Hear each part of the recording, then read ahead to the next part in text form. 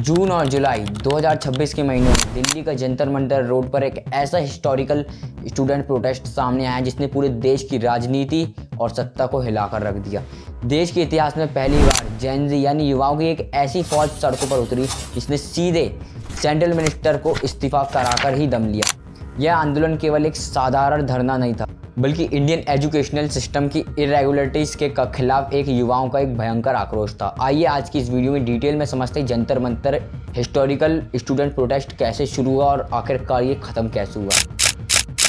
लेकिन इस खतरनाक आंदोलन की चिंगारी तब सुलगी जब साल 2026 में नीट परीक्षा का पेपर लीक हो गया।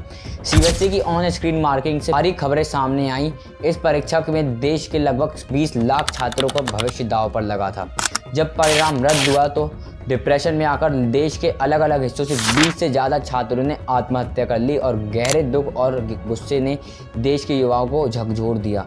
इसके बाद देश के युवाओं और छात्रों ने नेतृत्व वाले एक नए राजनीतिक आंदोलन कॉकरोच जनता पार्टी सीजेपी ने के खिलाफ मोर्चा खोला। सीजेपी के संस्थापक अभिजीत दीप अमेरिका से अपनी पढ़ाई छोड़कर तुरंत भारत लौटे और 6 जून 2026 को जंतर मंतर पर पहला प्रोटेस्ट का ऑर्डर दिया। 6 जून को जब आंदोलन शुरू हुआ तो दिल्ली पुलिस ने केवल शाम 5 बजे तक की अनुमति दी थी, लेकिन छात्रों का हौसला इतना अटूट था कि प्रदर्शनकारी अपने हाथ में राष्ट्रीय ध्वज, तिरंगा और किताबें लेकर शांतिपूर्ण तरीके से जंतर मंतर पर डट गए, जो समान शिक्षा के अधिकार का प्रतीक था। सीजेपी के साथ all India institutes association AISA और भी इंस्टीट्यूट्स छात्र संगठन भी इस आंदोलन में शामिल हो गए।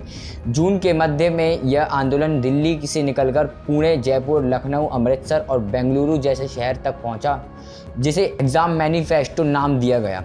छात्रों की मुख्य मांग थी कि केंद्रीय शिक्षा मंत्री धर्मेंद्र प्रधान का इस लापरवाही की नैतिक जिम्मेदारी लेते हुए तुरंत अपने पद से इस्तीफा देना चाहिए। लेकिन असली टर्निंग पॉइंट तो तब आया जब 28 जून 2026 को प्रसिद्ध सामाजिक कार्यकर्ता और शिक्षा सुधारक सोनम वांगचुक जंतर मंतर के मंच पर छात्रों के समर्थन पर जा पहुंचे।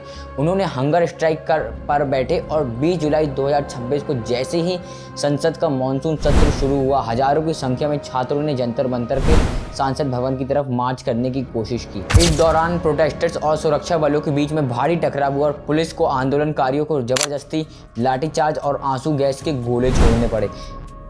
जंतर मंतर पर इंटरनेट भी बंद कर दिया गया। इसके बावजूद भी बारिश और कीचड़ के बीच भी छात्रों ने हार नहीं मानी और जंतर मंतर पर वापस से टेंट दोबारा लगा लिया और डटे रहे और इसे भारत सरकार के खिलाफ पिछले कई सालों में सबसे बड़ा आंदोलन घोषित कर दिया गया। 26 दिनों की लंबी भूख हड़ताल के कारण सोनम वांगचुक जी की तबीयत बिगड़ने लगी और उनका वजन 11 किलो तक घट गया। बढ़ते जन आक्रोश को देखते हुए सरकार को झुकना पड़ा। 23 जुलाई 2026 को सरकार ने लिखित आश्वासन दिया कि जंतर मंतर में शांतिपूर्ण प्रदर्शन कर रहे किसी भी छात्र और छात्राओं पर किसी भी दंडवत कानूनी कार्रवाई नहीं की जाएगी और भविष्य में पेपर लीक रोकने के लिए कड़े कदम उठाए जाएंगे।